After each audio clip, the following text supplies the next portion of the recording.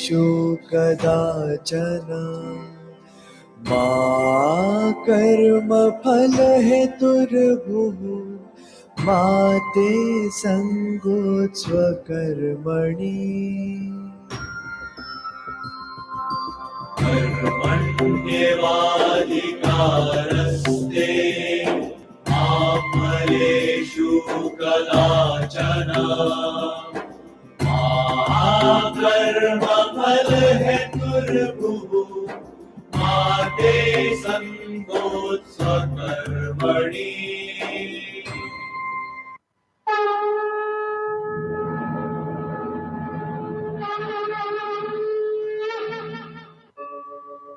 यदा यदा हि धर्मस्य ग्लानिर्भवति भारत अभ्युत्थानम् अधर्मस्य तदात्मानं सृजाम्यहम् परित्राणाय साधूनां विनाशाय च दुष्कृताम् धर्म संस्थापनार्थाय संभवामि युगे युगे।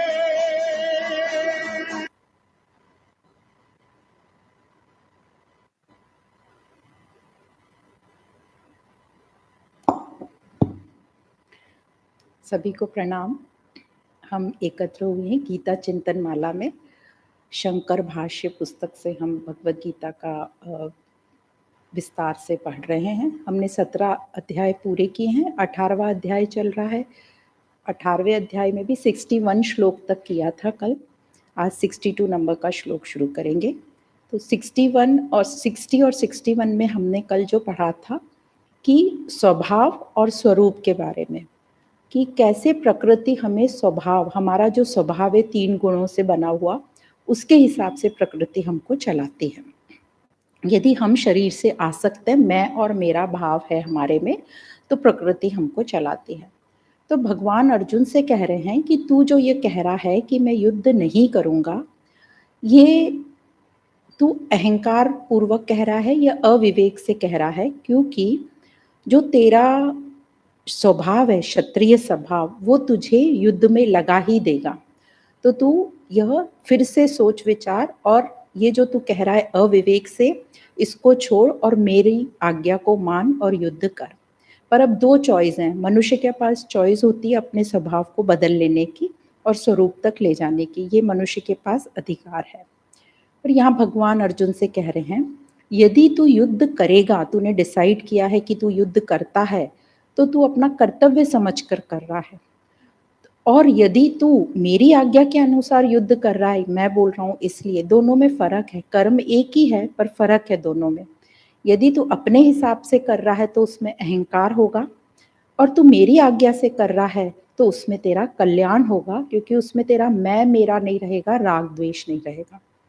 तो इस हिसाब से कल हमने समझा कि कैसे स्वभाव हमको चलाता है।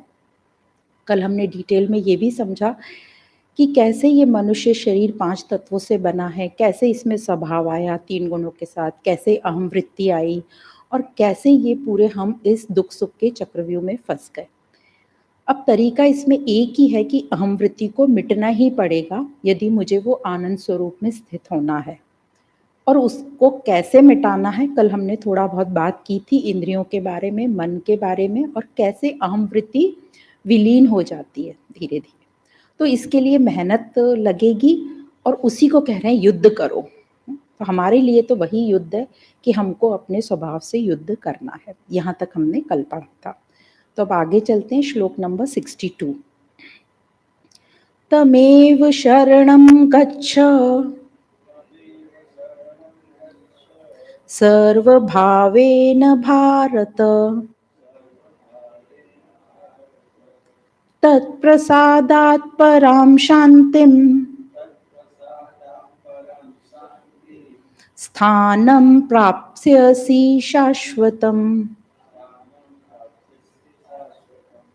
अर्थात भगवान कह रहे हैं, हे भारत, तू सर्व भाव से उस ईश्वर की शरण में जा, अर्थात संसार के समस्त क्लेशों का नाश करने के लिए मन, वाणी और शरीर द्वारा सब प्रकार से उस ईश्वर का ही आश्रय ग्रहण कर। फिर उस ईश्वर के अनुग्रह से परम उत्तम शांति को, अर्थात उपरति और शाश्वत स्थान को तू प्राप्त करेगा। ऐसा कहा। तो अब इसको समझते हैं क्या कहना चाह रहे हैं भगवान। तो जो पहले 3 शब्द हैं, तमेव शरणं गच्छ, तो भगवान कहते हैं कि जो सर्वव्यापक ईश्वर है, जो सबके हृदय में विराजमान है, तो उसकी शरण चला जा। मतलब यह कि जो संसार की उत्पत्ति विनाशील पदार्थ हैं, वस्तुएं हैं, व्यक्ति हैं, घटनाएं हैं, परिस्थितियां, जो भी सब चीजें हैं, उन किसी का भी किंचित मात्र भी सहारा मत ले। केवल अविनाशी परमात्मा का ही तू सहारा ले ले।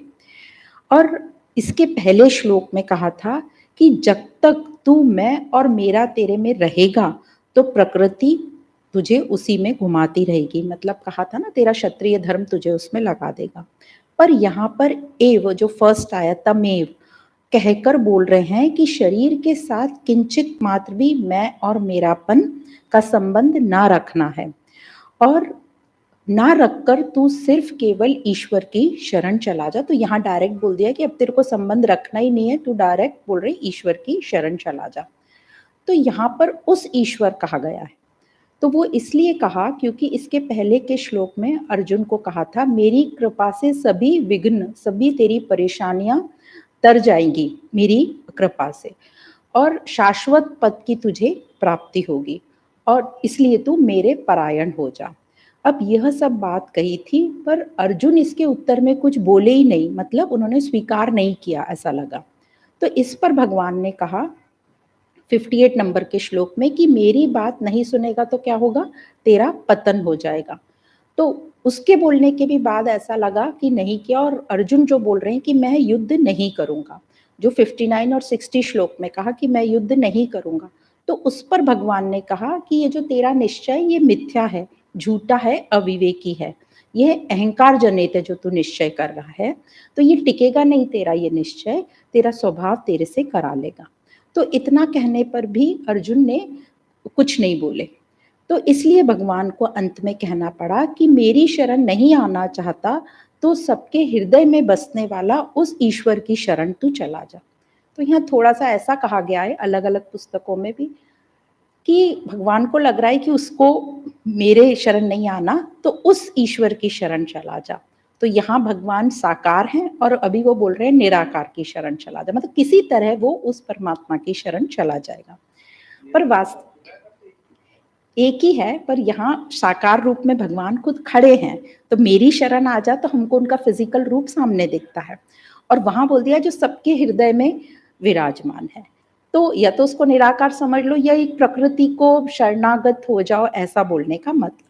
तो वास्तव में देखा जाए तो ईश्वर तत्व, परमात्मा तत्व तो एक ही है, चाहे वो खुद का बोल रहे हैं या उसका। पर जैसे बच्चे होते हैं, हम बहलाकर किसी तरह उनसे अपनी बात मनवा लेते हैं, इसलिए कह रहे हैं। फिर आगे कहते हैं सर्व भावेन भारत, मतलब सर्व भाव से शरण में जाने का तात्पर्य यह हुआ कि मन से हमेशा उसी की याद रहे, शारीरिक क्रियाएं करते हुए भी उसको याद रखें, कुछ भी करते हुए भी, कहीं भी जाते हुए भी हर वक्त उसी की याद निरंतर बनी रहे। तो जो भी परिस्थिति आए, अनुकूल या प्रतिकूल, मतलब मेरे फेवरेबल या अनफेवरेबल, उसमें परम प्रसन्न रहना, और प्रत्येक विधान में चाहे शरीर, चाहे इंद्रियां, चाहे मन के विपरीत हो वो, उसे भी भगवान का किया हुआ जानकर प्रसन्न रहना, उसे भी भगवान की कृपा ही समझना कि देखो भगवान ने मेरे बिना पूछे ही मुझे ये सब दे दिया, या फिर ये जानते हुए कि मेरा तो मन नहीं था फिर भी कराया, ये मेरे हित के लिए हुआ, ऐसा समझ के। तो उसको हमेशा मेरे हित के लिए समझकर प्रसन्नता पूर्वक स्वीकार करना। तो इस प्रकार उन्होंने कल्याण की बात की। फिर आगे बोलते हैं तत्प्रसादात पराम शांतिम, मतलब जो 56 श्लोक में बोला था वो ऑलरेडी कह दिया है कि मेरी कृपा से तुझे शाश्वत पद की प्राप्ति होगी। और 58 में क्या कहा था, मेरे कृपा से सारे तेरे विघ्न दूर होंगे। तो वही बात यहाँ पर कह रहे हैं कि उस परमात्मा की कृपा से तुझे परम शांति और शाश्वत मिलेगा। शाश्वत मतलब परम स्वरूप, तो मुक्ति को प्राप्त होगा। तो वैसे तो परम शांति को ही अविनाशी पद कहा गया है, पर यहाँ पर ये दोनों शब्द यूज किए हैं, परम शांति और अविनाशी। तो यहाँ परम शांति का मतलब ये लिया है कि मैं संसार से ऊपर उठ जाऊं, संसार से उपरति को परम शांति कहा है। और शाश्वतम स्थान जो बोला है वो बोला है परम पद, मतलब नित्य धाम या मुक्ति धाम जिसको बोल रहे हैं, परम पद की प्राप्ति। तो ये दो शब्द को अलग अलग मीनिंग दे दिया उन्होंने, दोनों शब्द साथ में यूज किए हैं। तो इस प्रकार बताया जा रहा है कि ईश्वर के शरण होने से अहंकार मिटेगा, अहंकार नहीं रहेगा। और अहंकार तभी तक रहता है जब तक हम प्रकृति से अपना संबंध बनाए रखते हैं, या प्रकृति से के वश में रहते हैं, या प्रकृति से आसक्त रहते हैं। तो जितना जितना जड़ प्रकृति की ओर हम जाते जाएंगे उतनी उतनी हमारी आसुरी संपदा बढ़ती जाएगी। और जितना जितना हम चिन्मयता की तरफ जाते रहेंगे, मतलब अपने स्वरूप की तरफ जाते रहेंगे या भगवान के स्वरूप की तरफ जाते रहेंगे, उतना उतना हमारे में दैवी संपत्ति बढ़ती जाएगी।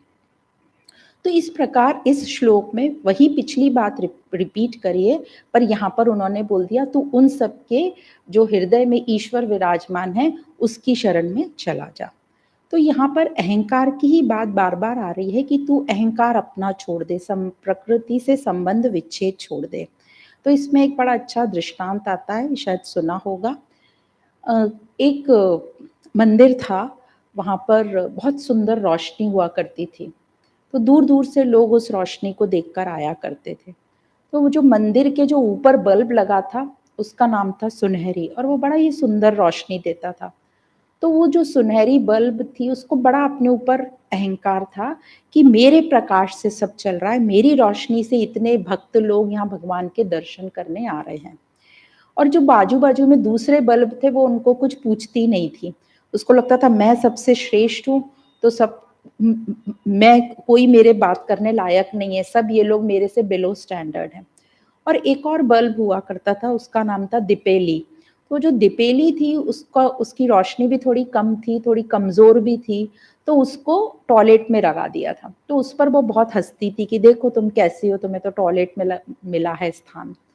तो जो दिपेली थी वो थोड़ी ज्ञानी भी थी और काफी स्थिरता में थी, तो वो हमेशा सुनहरी को समझाती थी कि इतना अहंकार नहीं रखना चाहिए, ये तो तुम्हारे जो गुण है उसका यूज कर रहा है, ये जो पुजारी है मंदिर का, ये जो ट्रस्टी है उसने तुमको यहाँ लगा रखा है क्योंकि तुम्हारा ये गुण है, और मेरा ऐसा गुण है इसलिए मुझे ऐसे थोड़ा कोने में लगा दिया है।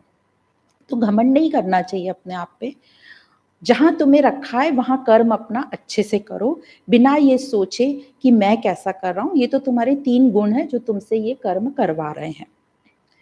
और हम सब में तो एक ही करंट फ्लो कर रहा है ना, बस तुमको थोड़ा सा अच्छा बना दिया है, अच्छे गुण दे दिए इसलिए तुमको तुम्हारी रोशनी ज्यादा है। तो इसमें खुद को घमंड करने की कोई बात ही नहीं है, तुम खुद थोड़ी ना लेके पैदा हुए थे ये रूप रंग। तो फिर भी उसको कुछ समझ में नहीं आता था, वो तो अपने ऊपर एकदम उड़ रही थी अहंकार में। अब एक दिन वो पुजारी का बेटा आता है जापान से और बहुत सुंदर लाइटिंग लेके आता है, तो वो बोलता है ये ऊपर वाला बल्ब हटा दो, इसको कहीं और लगा दो, ये नए बल्ब लगाएंगे अपन भगवान की मूर्ति के सामने। तो वो जो सुनहरी थी उसको वहां से उठा के लगा दिया टॉयलेट में, और जो दिपेली थी वहां से टॉयलेट में हटा के उसको और कोई कोने में कॉरिडोर में लगा दिया। तो अब क्या हाल होगा उस सुनहरी का, वो तो बिल्कुल उसकी तो जीवन एकदम क्रम्पल हो गया, एकदम मायूस हो गई, डिप्रेशन में चली गई, फ्रस्ट्रेशन में चली गई कि ये कैसे हो गया, मेरी जगह कहाँ थी और मुझे कहाँ लाके पटक दिया। तो वो दिपेली उसको हमेशा फिर समझाना शुरू किया, देखो भाई ये तो टाइम टाइम की बात है, और ये व्यवस्था है वो इलेक्ट्रिक डिपार्टमेंट की या ट्रस्टियों की मंदिर में, उनको जो पसंद आएगा वो वहां रखेंगे तुम्हें, तो तुम क्यों इतनी मायूस होती हो। बोलती अरे कैसे मुझे टॉयलेट में लाके लगा दिया, ये तो जगह ही नहीं है बिल्कुल मेरी। तो दिपेली ने उसको समझाया, देखो तुम्हारी जगह बिल्कुल सही है अभी, क्योंकि आजकल मंदिर में थोड़े बुजुर्ग लोग आते हैं, उनको दिखाई थोड़ा कम देता है, तो तुम्हारी रोशनी में वो गिरेंगे पड़ेंगे नहीं, उनको ठीक से दिखाई देगा। तो तुम बहुत अच्छी सेवा कर रहे हो, ऐसा सोचो। पर उसको कहाँ समझ में आ रहा है। पर डेली डेली वो दीपेली थोड़ा थोड़ा उसको ज्ञान देती थी, तो उसको धीरे धीरे फिर चीजें समझ में आने लगी। बार बार चीजें रिपीट की कि अपन सब में सेम करंट जा रहा है, अपनी गुणों की बात है, और जहां रहो अपना काम ठीक से करो, कहाँ रखा है इसका रिजल्ट क्या होगा उसमें ज्यादा तुम सोचो मत। तो धीरे धीरे उसको ज्ञान मिलता गया। 1 साल हो गया, उसको भी अब ज्ञान में काफी स्थिरता आ गई, सुनहरी भी सेट हो गई, उसका डिप्रेशन खत्म हो गया, वो अपना अच्छे से काम करने लगी, बाकी सब बल्ब के साथ अच्छे से घुल मिल के रहने लगी और एकदम अच्छी हो गई। 1 साल बाद जब फिर से पुजारी का बेटा आया, बोलता है कि पिताजी ने ये लाइटिंग इतनी अच्छी नहीं लग रही है, अपन वो पुराने वाला बल्ब को ही वापस यहाँ लगा देते। तो ये सुनहरी को उठा के फिर से भगवान की मूर्ति के ऊपर लगा दिया।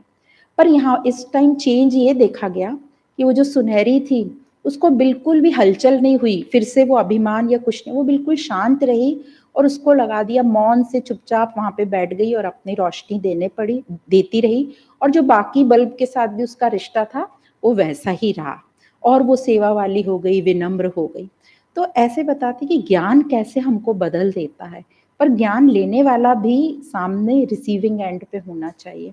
और एक बार जब दुख का ऐसा कोई झटका लगता है और अपने को समझ आ जाता है कि ये लाइफ क्या कर रही है, तब हम थोड़ा जब ज्ञान की तरफ भागते हैं, जिज्ञासा होती है, तब हम धीरे धीरे वो लेने लगते हैं और अपने आप को बदलने लगते हैं।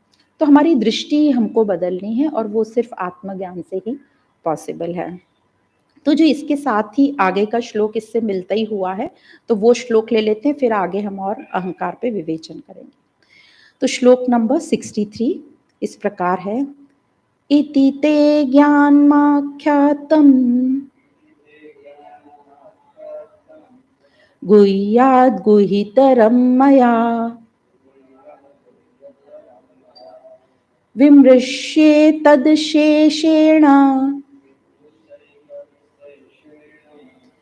यथे इच्छसि तथा कुरु। तो यहाँ भगवान कह रहे हैं ये गुही से भी गुहितर ज्ञान, गहरा से गहरा, उत्तम से उत्तम ज्ञान, कौन सा? शरणागति रूप का जो ज्ञान है, मैंने तुझे कह दिया। अब तू इस पर अच्छी तरह से विचार कर और जैसा तू चाहता है वैसा कर। तो यहाँ भगवान ने आखिर में ये बोल दिया कि अब तू जैसा चाहता है वैसा कर। तो इस सेंटेंस का तू जैसा चाहता है वैसा कर का थोड़ा यहाँ पर अर्जुन पर असर होता है। तो देखते हैं क्या असर होता है। तो जो पहले के श्लोक में बोला था, सर्वव्यापक अंतर्यामी परमात्मा की जो शरणागति बताई थी, उसी को लक्षित करते हुए यहाँ पर ये इति पद का यूज किया गया है। तो ये भगवान कहते हैं कि गुही से भी गुहीतर ये शरणागति ज्ञान मैंने तेरे लिए कह दिया है। तो ये गुही ज्ञान और गुहितर, तो ये कंपैरेटिव डिग्री में हो रहा है। तो गुही, गुहितर और गुहितम। तो गुही ज्ञान कौन सा बोला है? कर्म योग का। और गुहितर यहाँ कौन सा बोल रहे हैं? वो अंतर्यामी निराकार परमात्मा की शरणागति, मतलब जब प्रकृति से संबंध विच्छेद करके परमात्मा की शरण में आ जाएंगे। तो यहाँ गुही और गुहितर दो चीज बताइए। गुही मतलब कर्मयोग, जो फल को त्याग करके जो किया जाता है उसको कर्मयोग बोला गया है। जो ज्ञान योग और ज्ञान से ही वो हम कर्मयोग करेंगे, फल का त्याग, तो वो कर्म योग को गुही बोला है। और इसके बाद जो कर्म योग के फिर काफी श्लोक हैं जो हम यहाँ पर बता सकते हैं कि 2nd अध्याय का 51 नंबर का श्लोक है, 4th अध्याय का 38 नंबर का श्लोक है। फिर 5th अध्याय में बताया कर्म योग के बारे में, 5th अध्याय में 3-4 श्लोक में बताया, 6ठे नंबर के श्लोक में, 12वें नंबर के श्लोक में कि फल की आसक्ति कैसे मिटाना है। तो इस प्रकार ये कर्मयोग गुही ज्ञान कहा गया है। और फिर आगे जो 13वें, 14वें, 15वें अध्याय में बोला गया है कि जड़ता का, प्रकृति जो जड़ है उससे हमारा संबंध विच्छेद करके निराकार परमात्मा को कैसे शरणागत होना है। तो वो ये कर्मयोग से ज्यादा अधिक महत्व वाला है, इसलिए उसको गुहितर ज्ञान बोला गया है। तो यहाँ गुहितर ज्ञान में अब कर्म योग से हम थोड़ा ऊपर उठ जाते हैं और उपासना की तरफ जाते हैं। हमारे जो अंदर बोलते हैं हृदय में जो हमारे परमात्मा बैठे हैं, या उसको हम जागृत करेंगे या अपने आध्यात्मिक अवतरित करेंगे। आध्यात्मिकता किसको बोलेंगे? अपने अंदर जो कृष्ण तत्व है उसको हम प्रकट करेंगे। तो इस प्रकार कहा गया है। और फिर आगे जो चौथे अध्याय में, 9वें अध्याय में, 15वें अध्याय में और अभी 16वें अध्याय में जो भगवान ने अलग अलग जगह अपना आत्म तत्व प्रकट किया है, भगवत्ता प्रकट की है, इसलिए इस ज्ञान को गुहितम ज्ञान कहा गया है। और आगे भी श्लोक नंबर 66 में हम पढ़ेंगे भगवान क्या बोल रहे हैं कि मुझे हर भाव से समर्पित हो जा, शरणागत हो जा, मैं तेरी सभी चिंताएं और शोक दूर करूंगा। तो इस प्रकार इस भगवत गीता में शरणागति की बात यहाँ पर कह रहे हैं। और जिस योग शास्त्र में ये तीनों योग बताए जाते हैं, कर्म योग, ज्ञान योग और भक्ति योग, उस शास्त्र को गुहितम शास्त्र, सर्वगुहितम शास्त्र कहा जाता है। तो आगे के जो शब्द आता है वो है विमृशयि तद शेषेणा, मतलब गुही से गुहितर शरणागति का ज्ञान बताकर अब भगवान अर्जुन से क्या कह रहे हैं कि मैंने जो तेरे को पहले अभी तक जो ज्ञान दिया था भक्ति का, उस पर तू अब अच्छी तरह विचार कर ले। तो भगवान ने 57-58 श्लोक में भी कहा था कि एतत् पद से संबोधित किया था। तो गीता में जहाँ जहाँ भक्ति योग आया है उसे यहाँ पे अशेषेण पद से बताया गया है कि जहाँ जहाँ भी मैंने अभी कहा था जो भी ज्ञान, अब तू उसको अच्छे से विचार कर ले। तो यहाँ पर कहने का मतलब ये है भगवान का कि अर्जुन कहीं मेरे से दूर ना हो जाए, इसलिए यदि वो मैं याद दिला दूं कि मैंने पहले भी जो ज्ञान दिया है उसको तू अच्छी तरह से विशेष तरीके से उस पर सोचा विचारी कर ले, उसको ख्याल कर ले, तो अवश्य ही अर्जुन को सही बात समझ में आ जाएगी और वो मेरे से दूर नहीं होगा, मेरे से विमुख नहीं होगा। इसलिए भगवान ने उसको कह दिया कि तू ये सब अच्छी तरीके से विचार कर ले, फिर तेरा जैसा मन हो वैसा कर। तो जो ये कहा कि जैसा तेरा मन हो वैसा कर, यथेच्छसि तथा कुरु, तो ये कहने का तात्पर्य क्या है, जैसा तेरा मन हो वैसा कर। तो ऐसा कहने का तात्पर्य ये है कि भगवान ने अब अर्जुन को थोड़ा फ्रीडम दे दिया कि मैं कह रहा हूँ इसलिए नहीं, तेरा मन हो वैसा कर। तो कहते हैं ना, जो ज्ञान, नॉलेज, वो दिया नहीं जाता, थोपा नहीं जाता, सामने वाले से लिया जाता है। तो यहाँ भगवान ने ये ज्ञान की पूरी गरिमा को मेंटेन करते हुए और अपनापन, आत्मीयता, हितैषिता बताते हुए, कृपा बताते हुए कि अर्जुन मेरे को कितना प्यारा है, उसको फ्रीडम भी दे दिया कि जैसा तेरा मन हो वैसा। तो इस शब्द से भगवान की विशेष कृपा झलकती है अर्जुन पर। तो श्लोक नंबर 58, इसी अध्याय के 58 में भी भगवान ने कहा था कि यदि तू मेरी बात नहीं सुनेगा तो तेरा पतन होगा। तो इस श्लोक में 58 नंबर के श्लोक में भगवान ने अर्जुन को थोड़ा सा धमकाया भी था, थोड़ा सा प्रेशर भी डाला था। तो वहां पे भी विशेष कृपा दिखती है, अपनापन दिखता है। पर इस श्लोक में जैसे उन्होंने कह दिया कि, क्योंकि अर्जुन को जवाब ही नहीं दे रहा था कि जैसा तेरा मन वैसा कर, तो भगवान ने यहाँ पर उससे जो अपनापन उसको लग रहा है कि अपनेपन के कारण मुझे करना ही पड़ेगा जो कृष्ण कह रहे हैं, तो वो अपनेपन का भी त्याग किया और अधिक आत्मीयता लाके ये कहा कि जैसा तेरा मन हो वैसा कर। तो भक्त जो है धमकी से फिर भी नहीं डरता, पर जैसे ही भगवान ने बोला कि तेरा, तो उसको लग रहा है ये मेरे को छोड़ के जा रहे हैं। तो भक्त कभी भी अपने भगवान का त्याग या अपने भगवान का दूर जाना उसको कभी भी गवारा नहीं है। उसको डांट चल जाएगी, धमकी चल जाएगी। तो अब थोड़ा सा अर्जुन हिला है कि ये क्या बोल दिया इन्होंने। तो थोड़ी सी घबराहट हो गई अर्जुन को और उसको लग रहा है कि अरे ये भगवान कृष्ण ये तो मुझे कितना अपनेपन से समझा रहे हैं, इतना प्यार से सब कुछ बता रहे हैं और मैं कुछ बोला ही नहीं, ये मेरे से कितनी बड़ी गलती हो गई। तो वो बस बोल रहा है और उसके शक्ल पे वो एक्सप्रेशंस दिख रहे हैं, ऐसा कह रहे हैं। और अब अर्जुन ने कुछ बोला ही नहीं, बस उसकी जो भावनाओं को देखकर कृष्ण समझ जाते हैं कि अर्जुन की क्या हालत है। वो समझ गया, वो थोड़ा हिल गया, अब वो सोचेगा विचारेगा। तो उससे बिना ही उसके कुछ बोले अब भगवान आगे का श्लोक बोल देते हैं। तो ये जो बोल रहे हैं अर्जुन भगवान कृष्ण, इसको सर्वगुहितम वचन कहा जाता है। आगे भी 66 नंबर के श्लोक में भी बोलेंगे, शरणागति की जब पूरी बात करेंगे। तो इस श्लोक में जो भगवान ने अर्जुन को कहा कि जैसा चाहता है वैसा कर, ये भगवान ने अर्जुन को जैसे बताया कि त्याग करने के लिए नहीं बोला है, लोगों को लगे कि मैं छोड़ के जा रहा हूँ इसलिए नहीं कहा है, पर बहुत ही आत्मीयता और कृपा की दृष्टि से बोला है कि मेरा ये अर्जुन कहीं इस ज्ञान से वंचित न रह जाए या वो परम पद से वंचित न रह जाए, इसलिए बोला है।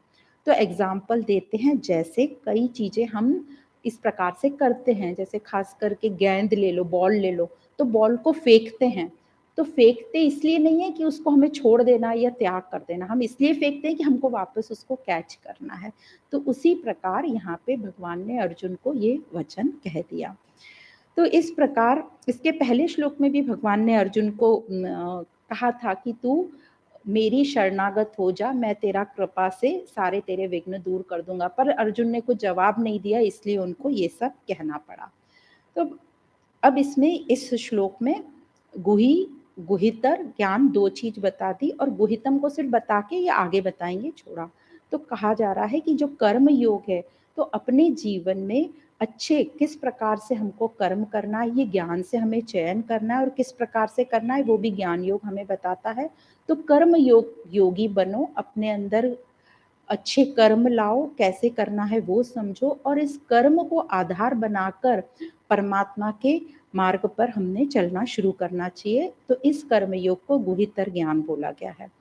और जब हम कर्म योग से थोड़ा ऊंचा उठ जाते हैं, उपासना मार्ग पे चले जाते हैं और उस ईश्वर को अपने अंदर अवतरित करते हैं, तो उसको गुहितर ज्ञान कहा गया है। और गुहितम ज्ञान किसको कहा गया है? जब हम टोटल उस भगवान को, कृष्ण तत्व को समर्पित हो जाते हैं कंप्लीटली, उसको गुहितम ज्ञान कहा गया है। तो ये जो गुहितम ज्ञान है, ये हर कोई के बस की तो बात है नहीं।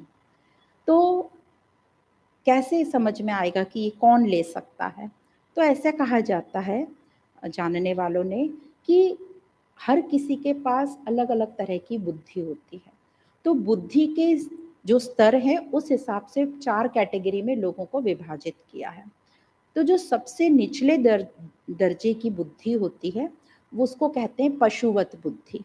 तो इसमें अधिकतर जगत 80-90% लोग इसमें आते हैं, और कहते हैं अधिकतर जो मनुष्य होते हैं जगत में, वो ऐसी बुद्धि वाले होते हैं। तो उन्हें सुख दुख, उन्हें ज़्यादा दुख का पता नहीं चलता, सुख का पता नहीं चलता। क्या पता नहीं चलता? उनको आते हैं दुख सुख, तो सभी को आते हैं, पर उनको क्या लगता है कि ये तो जीवन का रोल, ये तो आएगा ही, ये तो जाएगा ही, ये कोई बड़ी बात नहीं है। तो वो उसको विचार ही नहीं करते कि ये दुख से हम दूर हो सकते हैं। वो सिर्फ खाते पीते सोते, जैसे पशु का होता है आहार निद्रा भय और मैथुन, बस उन्हीं 4 से वो चलते हैं। उनके मन में विचार भी नहीं आता अपनी आत्मिक उन्नति का, क्योंकि उन्हें दुख सुख लग रहा है, वे तो जिंदगी का एक पार्ट है। और जिंदगी क्या है? भोग है, खाओ पियो सो, परिवार बनाओ और एंड में चले जाओ। तो ये लाइफ है, ये उनको पता है। तो ये सबसे निचले दर्जे के हुए। फिर दूसरे उसके थोड़ा ऊपर के दर्जे क्या आते हैं, उन्हें थोड़ा दुख लगता है और वो दुख से मुक्ति भी मांगते हैं कि ये दुख आ रहा है, हमें दुख नहीं चाहिए। तो वो क्या करते हैं, कुछ कर्म कांड क्रियाएं करेंगे ताकि मुझे सुख मिल जाए, वो स्वर्ग प्राप्ति, बस ये दुख चले जाए, मुझे सुख मिल जाए। तो वो पुण्य बटोरने के काम करते हैं, क्रियाकलाप करते हैं, पर वो अपनी जो धारणाएं हैं, मान्यताएं हैं, जो पता है मुझे तंग करी, उसको चेंज नहीं करते। पूजा करेंगे, माला करेंगे कि बस ऐसे करने से मुझे पुण्य मिल जाएगा, थोड़ा दान धर्म कर लेंगे। फिर तीसरे दर्जे के और ऊपर का दर्जा आता है, इसमें उन मनुष्यों को पता रहता है कि दुख आ रहा है, और उनको ये लगता है कि जो दुख मुझे आ रहा है, ये संसार मुझे दुख दे रहा है। तो वो संसार को ब्लेम करते हैं दुख का। तो उनका एक सिंपल सा फंडा रहता है कि हम संसार से ज़्यादा घुले मिले नहीं, संसार से हम आसक्त ना हो, बस वो इतना करते हैं। फिर उससे ऊपर वाले जो लोग होते हैं, चौथी कैटेगरी के, इनको ठीक प्रकार से समझ जाता है कि दुख है और दुख का कारण संसार तो बिल्कुल ही नहीं है, ये इनको पता चल जाता है। तो उनको लगता है कि फिर ये दुख का कारण क्या है, तो उन्होंने जिज्ञासा होती है और वो थोड़ा कहीं से ज्ञान सुनना शुरू करते हैं, और उनको समझता है कि जो दुख हो रहा है ये जरूर मेरी अज्ञानता के कारण है। तो समझ जाते हैं कि अज्ञानता के कारण ही मुझे अहंकार हो रहा है और वही दुख का कारण है। तो जो चौथी कैटेगरी के लोग हैं, जो कि बहुत कम लोग होते हैं, वही शास्त्रों के पास आ पाते हैं। तभी हम देखते हैं जैसे अद्वैत ज्ञान या ये ज्ञान में कितने कम लोग आते हैं, यही आप भजन कीर्तन में देखोगे तो ये हॉल पूरा भरा हुआ रहेगा, और उसके 1% भी लोग ये ज्ञान में नहीं आते। तो ये हमारे पास एक विशेष हमको कृपा है भगवान की कि हमको जिज्ञासा हुई और हम ये सुन रहे हैं। तो ये जो लोग शास्त्रों के पास आते हैं तो उनको ज्ञान मिलता है जिसको कहते हैं आत्मज्ञान, और वही दुखों से हमें निवृत्त करता है, मतलब मुक्ति देता है। तो यहाँ कहा जाता है, अब आत्मज्ञान सुनने तो वो आ गए, अब आत्मज्ञान में उनको पहले ही लेसन में बोल दिया कि वैराग्य की जरूरत है। अब वैराग और संन्यास शब्द सुनकर ये लोग फिर यू टर्न लेके चले जाते हैं। तो बार बार कहा जाता है कि जो वैराग्य है, वैराग्य का मतलब क्या है? वैराग्य का मतलब सब कुछ छोड़ छाड़ के चले जाना नहीं है, बल्कि आसक्ति मत रखो, बस ये बोल रहे हैं। तो छोड़ छाड़ के जाना तो पॉसिबल भी नहीं है, क्योंकि ये संसार है, यहाँ पर परिवार होंगे, संबंध होंगे, रिश्ते होंगे, और संसार में रहना है तो ये सब हमको परिवार के बीच रहना पड़ेगा। तो कहीं भी कोई भी ज्ञान शास्त्र में ये नहीं कहा गया है कि घर परिवार छोड़ के चले जाओ, कह सकते भी नहीं है। अब जैसे कुछ एग्जाम्पल आपको मिल जाएंगे जो घर परिवार छोड़ के गए थे, जैसे शंकराचार्य जी खुद ही घर छोड़ के गए, बुद्ध हैं, महावीर हैं, ये कुछ एग्जाम्पल हैं।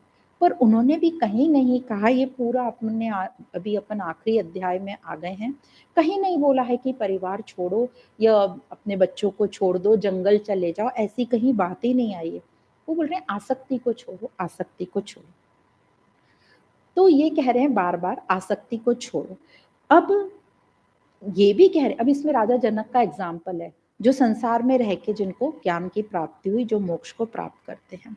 पर ये जरूर वो कह रहे हैं कि आसक्ति को छोड़ो, घर परिवार में रहो पर ध्यान रहे उनसे आसक्त मत हो। तो अब ये सबसे मजेदार बात ये है कि हम लोग ही गाना गाते रहते हैं कि घर परिवार में तो पॉसिबल ही नहीं है, घर परिवार में तो पॉसिबल ही नहीं, और हम ही लोगों की वो तैयारी भी नहीं है सन्यास की या वैराग की। आज हमको कोई बोले भी तो क्या हमारी तैयारी है? बिल्कुल भी नहीं तैयारी है। तो सभी जानकार लोग, संतों ने, ऋषियों ने यही बोला है कि छोड़ के जाने की जरूरत नहीं है, एक चीज, और दूसरी चीज आसक्ति नहीं रखना है। पर अब ध्यान रहे, क्योंकि आप परिवार में रह रहे हो तो आप लोगों की टेंडेंसी रहेगी आसक्त होने की। तो सबसे अच्छा ये तरीका उन्होंने बताया कि देखो, आप परिवार में रहते हो, पति होगा, पत्नी होगी, बच्चे होंगे, तो परिवार में रहते हुए ये मत करो कि अब हमने विवाह कर लिया, अब पति ही मेरा परमेश्वर है, या पति बोल रहा है पत्नी ही मेरी देवी माँ है, और फिर बच्चे हो गए और बोल रहे हैं ये जो बच्चे यही हमारे राम लखन है, हमको मंदिर जाने की जरूरत क्या या पढ़ने की जरूरत क्या। तो यदि आपने घर में ही मंदिर बना लिया, पति को ही परमेश्वर मान लिया, उसके लिए उपास कर रहे हो, उसके चरण धो के पी रहे हो, उसको टीका लगा रहे हो, आरती जो भी कर रहे हो, और बच्चों को ही भगवान मान लिया, फिर तो आप परमात्मा के लिए सोचोगे भी नहीं। तो कह रहे हैं इन सबके साथ रहो, सुंदर रिश्ता बनाओ, पर पति को मनुष्य ही समझो, पत्नी को मनुष्य ही समझो, ये सब संबंध बनाओ, पर इनको प्रकृति और मनुष्य ही समझो, इनको भगवान की कैटेगरी मत दो, ये भगवान नहीं है, ये प्रकृति है। तो भगवान यही कह रहे हैं अर्जुन को कि तू मेरी शरण में आ जा, सत्य को पाले। संसार तो असत्य है, और सत्य कभी बदलता नहीं, और असत्य हमेशा बदलता रहता है और धोखा देने वाला है। तो जो ये समझ जाता है कि संसार धोखा देने वाला है या नित्य नहीं है, तो वो संसार से धीरे धीरे फिर हटने लगता है, मतलब अनासक्त होने लगता है, आसक्ति अपनी छोड़ने लगता है। वो अपनी इंद्रियों को अब धीरे धीरे अंतर्मुखी करता है। तो जैसे दूसरे अध्याय में 58 नंबर के श्लोक में बताया था, कछुआ अपनी सारी जो है 6 जो पैरे अंदर ले लेता है और सर भी अंदर ले लेता है कवच में, उसी प्रकार जो स्थिर प्रज्ञ है वो अपनी सभी इंद्रियों को अंदर ले लेता है। तो वही जो ये समझ जाता है, जान जाता है कि ये संसार जो है अनित्य है, ये प्रकृति है, ये जड़ है, ये परिवर्तनशील है, तो वो अपनी इंद्रियों को अंतर्मुखी कर लेता है, अपने आप पर चेकिंग करता रहता है कि मेरा अहंकार कहाँ है, सत्संग सुनता रहेगा और धीरे धीरे अपनी चेकिंग करके इस अहंकार को काटता रहेगा, मतलब अवलोकन करता रहेगा। तो भगवान यही कह रहे हैं अर्जुन को कि तू इस मन बुद्धि के में मत अटकना, ये जो सब तेरा शरीर है 5 तत्वों से बना है, 5 तत्वों का पोता है, जो कल हमने पढ़ा था। ये स्थूल है 5 तत्वों का शरीर, इसलिए तुझे दिखाई दे रहा है। और ये दिखाई किससे दे रहा है? तेरी ये स्थूल इंद्रियों से दिखाई दे रहा है। तो ये जो इंद्रियां हैं ये स्थूल ही देख सकती है, सूक्ष्म अति सूक्ष्म को तो नहीं देख सकती। और जो आत्म तत्व है वो सूक्ष्मतम है, एकदम सूक्ष्म है, तो वो ये इंद्रियों से देखा नहीं जाता, इसलिए तुझे उसके बारे में पता नहीं है। और तू भ्रमित होकर इस शरीर को सोच रहा है कि ये मैं ही हूँ। तो जीव ने इस शरीर को मान लिया कि यही मैं हूँ, यही आत्मा है। और यही सबसे बड़ा अज्ञान है, जो भ्रम है हमारा, और इसी भ्रम को हटाना है। तो भगवान कहते हैं 5 तत्वों का जो भौतिक शरीर है ये नष्ट होने वाला है, और तू ये शरीर नहीं है, तू ये 5 तत्व नहीं है, तू ये 5 तत्व से अलग है। तो फिर क्वेश्चन आता है फिर मैं कौन हूँ? तो भगवान कहते चैतन्य रूप है, तू आनंद स्वरूप है। और फिर क्वेश्चन आता है ठीक है मान लिया मैं ये शरीर नहीं हूँ, मैं चैतन्य स्वरूप, फिर मुझे क्यों ये सच्चा लगता है? मुझे तो दिखता है, फैक्ट भी है, ये शरीर हमें दिखता है, मुझे क्यों सच्चा लगता है? तो इसका आंसर भगवान यही कहते हैं कि इतने बरसों से हमारी आदत हो गई ये 5 तत्वों की मानने की कि ये मेरा शरीर है और ये मैं हूँ, तो ये अहम वृत्ति एकदम पक्की होती चली जा रही है।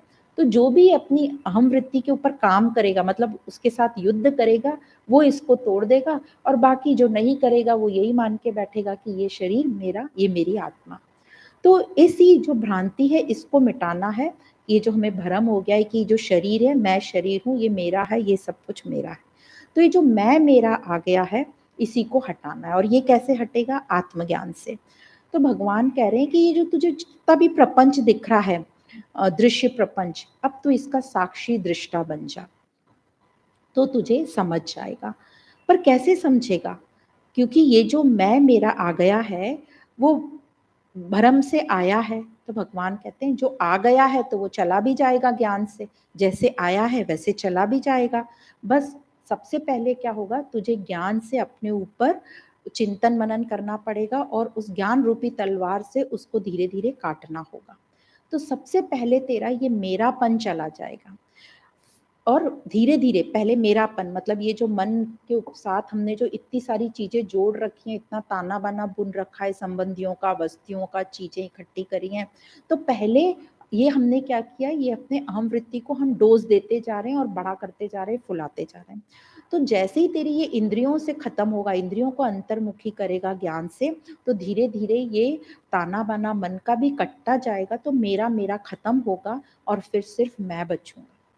और फिर ये जो मैं है अहम वृत्ति, ये अकेला नहीं रह सकता, तो ये भी धीरे धीरे मिटने लगेगा। और उसको ज्ञान मिलते मिलते उस अहम को भी समझ जाएगा कि मिटने में ही मेरा फायदा है, तो वो मिटने लगेगा। और फिर धीरे धीरे वो मिट जाएगा, और मिटने के बाद अब सिर्फ एक ही बचा, जिसको कहते एक भी नहीं, अद्वैत बोलते हैं कि दूसरा कोई बचा ही नहीं। तो जो योग हम बोलते हैं ज्ञान में कि मिल जाना, तो यहाँ पे शंकराचार्य जी बोलते हैं मिलते नहीं है, मिटते हैं। कभी भी जो प्रकृति, ये जो दूसरा आ गया है उसको मिटाना पड़ता है, और फिर वही एक ही बचता है, ये दूसरा कोई नहीं, जिसको अद्वैत कहते हैं। तो इस प्रकार जो जीवात्मा है, मतलब जीव जिसने शरीर को मान लिया था मैं आत्मा, तो वह जीवात्मा मिट जाता है, और यही गुहितर ज्ञान है।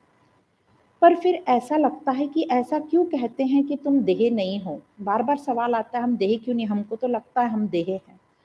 तो ऐसे भगवान आंसर दे रहे हैं, ये जानकर लोगों ने आंसर दिया है, क्योंकि ये जो देह है ये प्रकृति से आई है, तो देह प्राकृतिक हो गई।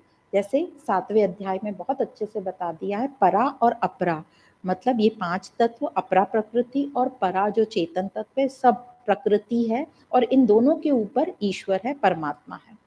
तो ये जो पूरी प्रकृति है, हम प्रकृति से मुक्त होना चाहते हैं, क्योंकि हमें अशांति है, अपूर्णता है, बेचैनी है। और यदि हम प्रकृति ही होते, देही होते, तो देह शरीर में हम आनंदित रहते, आराम से रहते, हमें बेचैनी क्यों होती, हमें संतुष्टि होती, हमें पूर्णता की भूख सताती ही नहीं। पर हमें तो यहाँ पर बहुत भूख सता रही है, हमें मुक्ति की जिज्ञासा हो रही है। तो यहाँ पर इसलिए, और हम इधर उधर भाग रहे हैं अपने आप को पूर्ण करने के लिए, क्योंकि हमें बंधन लग रहा है, अशांति लग रही है, अपूर्णता लग रही है। तो यदि देह ही हम होते, तो हम भी पशु पक्षियों की तरह सिर्फ भोग विलास करते, खाते पीते और सुखी रहते। हमारे में ये विकास करने की या उन्नति करने की जिज्ञासा ही नहीं होती। पर हमारे में तो जिज्ञासा हो रही है अपने आप को बेहतर करने की, विकास करने की। तभी तो हमने इतना सब विकास करके इतना सब कुछ बना लिया है पृथ्वी पे, इतने चेंजेस हम ले आए हैं। तो हमें तो विकास चाहिए। तो इसी से ये समझता है कि हमें विकास चाहिए, हमें शांति चाहिए, हम इधर उधर दर दर भटक रहे हैं, हमें पूर्णता मिल जाए। तो इसी से ये समझता है कि हम देह तो नहीं हो सकते, प्रकृति तो हम नहीं हो सकते। और यही मूल बंधन है कि हम अपने आप को प्रकृति समझ लेते हैं। और यही मूल बंधन जो बोलते हैं, इसी को अज्ञान बोल रहे हैं, जो कि गुहितम ज्ञान, आत्मज्ञान से काटा जा सकता है ये बंधन। तो अब कैसे ये आत्मज्ञान हमारा बंधन काटेगा? तो एग्जाम्पल हमको बहुत दिए गए हैं। जैसे अंधकार होने से हमें कुछ दिखाई नहीं दिया, तो जहाँ वो पड़ा था कुछ, हमको लग गया सांप है वो। पर जैसे ही लाइट शुरू करी, रोशनी जैसे ही आई, प्रकाश हुआ, वैसे ही हमको डाउट सारा क्लियर हो गया कि सांप तो कुछ था ही नहीं, बस रस्सी ही थी। तो उसी प्रकार ये आत्मज्ञान जो है हमारा भरम मिटाता है। तो आत्मज्ञान क्या है? प्रकाश है। हमारे अंदर जो अज्ञान है, अंधकार है, उसको हटाता है। तो ये हमारे अंदर के अंधकार को हटाता है। तो इस ज्ञान के प्रकाश में हमने होशियारी से, समझदारी से अपने जीवन को देखना है। और यदि हम शरीरी होते तो शरीर की जो कामनाएं, वासनाएं हैं, वो पूरी होते ही हमें संतुष्ट हो जाना चाहिए था। तो कुछ टाइम के लिए तो हम संतुष्ट होते हैं, पर वो संतुष्टि, सेटिस्फेक्शन हमारा इतना फ्रेजाइल रहता है कि कुछ जरा सा ऊपर नीचे हुआ, हमारा वो सेटिस्फेक्शन खत्म हो गया, वो संतुष्टि खत्म हो गई। इसका मतलब हम शरीर तो हो ही नहीं सकते, हमें कुछ ना कुछ तो उच्चतम चाहिए, जो हमें नहीं मिल रहा है, इसलिए हम इतना हिल रहे हैं। और वो मिलते ही हम एकदम शांत प्रशांत हो जाएंगे। तो अब इस अज्ञान को बोल रहे हैं भगवान, इस अज्ञान को तू त्याग कर। कैसे इस अज्ञान को हम त्याग करेंगे? तो भगवान हमें अलग अलग ऑप्शन दे रहे हैं। अब इस शरीर को तू उपकरण मान, ये यंत्र मान, जो पिछले 4-5 श्लोकों में भी बोल रहे हैं कि ये शरीर यंत्र है। तो ये शरीर को तू उपकरण जैसा देख, यंत्र जैसा देख। क्या देखना है? कि इस शरीर में सब कुछ हो रहा है, सारी क्रियाएं हो रही हैं, भूख लग रही है, प्यास लग रही है, कामनाएं हो रही हैं, वासनाएं हो रही हैं, नींद आ रही है, पर मैं वैसा की वैसा हूँ। मैं गाढ़ी नींद में सो जाता हूँ तो भी क्या होता है? मैं तो बना रहता हूँ। इसका मतलब नींद में क्या होता है? कुछ भी नहीं रहता हमारे पास, इवन हमारे अपने शरीर की भी सुध नहीं रहती, फिर भी मैं बना रहता हूँ। इसका ये मतलब है कि बिना सब कुछ मैं रह सकता हूँ। अहंकार को यही तो डर है ना, सब मिट जाएगा तो मैं कैसे रहूंगा, इसलिए वो मिटना नहीं चाहता। तो ये इस नींद के एग्जाम्पल से बताते हैं कि सब कुछ नींद में चला जाता है, हमारा मन भी नहीं रहता, कुछ नहीं रहता, और कितना अच्छा फील होता है। इसका मतलब सब निकल जाने के बाद भी मैं रह सकता हूँ। तो ये देखो कि शरीर हमारा यंत्र है, इसमें सारी गतिविधियां हो रही हैं। और ध्यान रहे कि शरीर को जब हम यंत्र जैसा देख रहे हैं तो उससे मेरा संबंध न जुड़ जाए, तादात्म्य नहीं हो जाए। मतलब मैं उससे अपने आप को आइडेंटिफाई नहीं करने लगूं कि ये मेरा शरीर, ये मेरा मन, ये मेरा स्वभाव, ये मेरा घर। ऐसे धीरे धीरे हमारा सर्कल बढ़ता जाता है। तो जब शरीर को हम यंत्र जैसा देख रहे हैं तो ये ध्यान रखो कि हमारा शरीर से आइडेंटिफिकेशन नहीं हो जाए, हम शरीर से फिर से संबंध बना के या तादात्म्य नहीं कर लें। तो इस प्रकार हम हो गए दृष्टा। तो इस जीवन के जगत के हमें ऐसे दृष्टा बनना है। और कहते हैं इसी में ही मौज है, आनंद ही आनंद है। अब क्या ऐसा किया जा सकता है? ऐसा बिल्कुल किया जा सकता है, और ये सिर्फ हमारे ही हाथ में है। अब भगवान ने पूरा ज्ञान दे दिया, अब गुरु लोग भी ज्ञान दे के चले गए, अब काम हमको करना, हम ही को करना है, और ये हमारे हाथ में है। और मनुष्य को ये पूरा अधिकार दिया गया है, मनुष्य के पास ये विशेष भूख और बुद्धि दिए ताकि हम अपनी ये विशेष भूख, आनंद को पालें, अपने आप को संतुष्ट कर लें। तो मनुष्य के पास ही ये अधिकार है, ये स्वतंत्रता है कि वो अपने स्वभाव को, इन 3 गुणों को सतोगुण तक चेंज करके गुणातीत तक आ सकती है, मतलब स्वरूप तक पहुंच सकती है। और यही सही संबंध है पुरुष और प्रकृति का, मतलब चेतना और जगत का। तो ये अब हमको ठीक से समझ में आ रहा है कि क्या संबंध है मेरा और इस प्रकृति का। अभी तक तो हम इस प्रकृति से मांगने की कोशिश कर रहे हैं, तू मुझे ये दे दे, ये दे दे, ये दे दे। हमको लग रहा है वहां से मिलेगा तो मैं संतुष्ट हो जाऊंगा, मैं पूर्ण हो जाऊंगा। पर अब बहुत एक्सपेरिमेंट हो गए, हमको समझ गया कि वो देह की संतुष्टि चेतना की संतुष्टि नहीं हो सकती। तो कह रहे हैं इसी में ये संबंध समझ ले तू, इसी में मुक्ति है और यही शाश्वतम है, देह से पृथक, अपने देह से अलग हो। और यही कृष्ण कह रहे हैं अर्जुन को कि ये प्रकृति को छोड़, तू आसक्त मत हो, तू मेरी शरण में आ जा। पर ये जो हमारी चेतना है ये इतनी अज्ञानी है, इतनी मूढ़ अभी अभी अज्ञान में, तो वो मान लेती है अज्ञान में कि मैं तो अधूरी हूँ, मैं तो भूखी हूँ, मैं तो अपूर्ण हूँ, मैं बेचैन हूँ, मैं अशांत हूँ। और उसका स्वरूप है क्या एक्चुअली? पूर्णता, शांति, प्रशांति। तो देह के माध्यम से वो कितनी भी पूर्णता करने की कोशिश करे, वो चेतना को तो पूर्णता प्राप्त हो ही नहीं सकती। तो हमने देख भी लिया, जैसे सारे अभी एग्जाम्पल दिए थे। तो अब क्या, ये साइकिल ऐसे ही चलता रहता है। हमारी जो चेतना अज्ञान में बाहर भटकती, इंद्रियों के द्वारा बाहर से भोग लेती रहती है और यही समझती रहती है कि एक ना एक दिन ऐसे मुझे संतुष्टि मिल जाएगी, पर वो मिलती नहीं। पर ये साइकिल चलता रहता है क्योंकि हम ये साइकिल ब्रेक ही नहीं करते। और ये साइकिल के चलते हमारे में लालच आ जाता है, हमारे में क्रोध, ईर्ष्या, ये सब चीजें हमारे में आ जाती है और हम पूरे की पूरे दूषित हो जाते हैं और ये सुख दुख का चक्कर हमारा चलता रहता है। जब तक हमारे मन में ये लालसा हो कि हमें तो सुधरना है, हमें कहीं से कोई ज्ञान मिल जाए या हमको कोई उठा के हमें सत्संग ले जाए तो हमारा ये काम बन जाएगा। तो इसलिए कृष्ण कह रहे हैं कि मेरी शरण आ जा, मतलब ये तू प्रकृति से अपना तादात्म्य छोड़ दे तो तुझे तुरंत ही शांति मिलेगी, वो परम सुख मिलेगा, वो असाधारण सुख मिलेगा। तो इसलिए बार बार श्री कृष्ण अर्जुन को कह रहे हैं तू अपने को मेरी शरण कर दे, मतलब तू प्रकृति से संबंध छोड़ दे, प्रकृति से आसक्त मत हो। तो इसी उपलक्ष्य में जैसे राजा जनक का उदाहरण आया था, तो अष्टवक्र गुरु का भी हम एग्जाम्पल ले सकते हैं।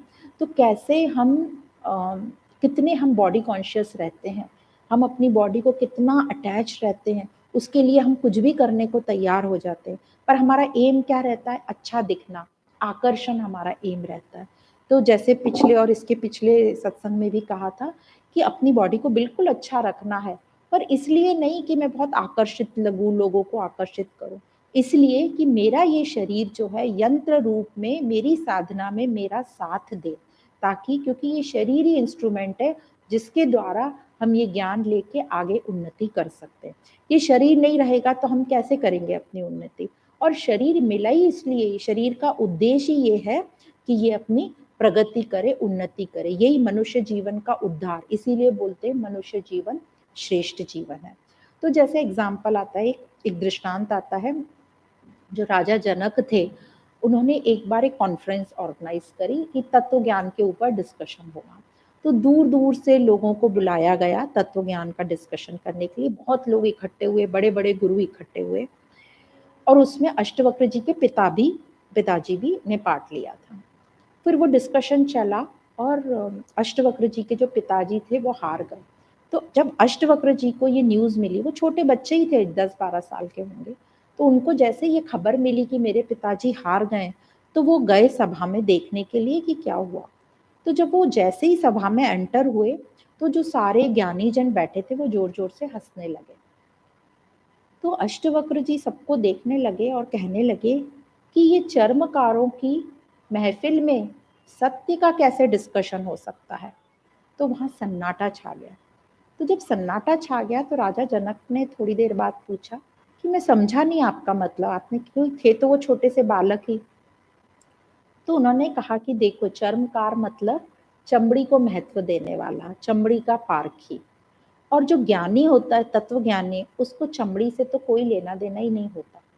तो यहाँ मैंने देखा कि जैसे ही मैं आया सब लोग हंस दिए मेरे इस रूप को देख के, क्योंकि उनका रूप थोड़ा टेढ़ा था, ऐसा कहा जाता है। कहा तो ये यदि हंस दिए तो ये तत्व ज्ञान के तो जानकार हो ही नहीं सकते, चमड़ी को महत्व देने वाले। तो ये सुनकर राजा जनक एकदम के बक्के रह गए कि इतना छोटा सा बालक ऐसी बात कर रहा है। तब से उन्होंने उनको गुरु मान लिया। तो अष्टवक्र जी का कहना था कि जो चमड़ी को देखकर हंसता है, इसका मतलब उसका ध्यान तत्व पे तो होगा ही नहीं, बाहर बाहर ही ध्यान होता है, वो जानकारी नहीं हो सकता।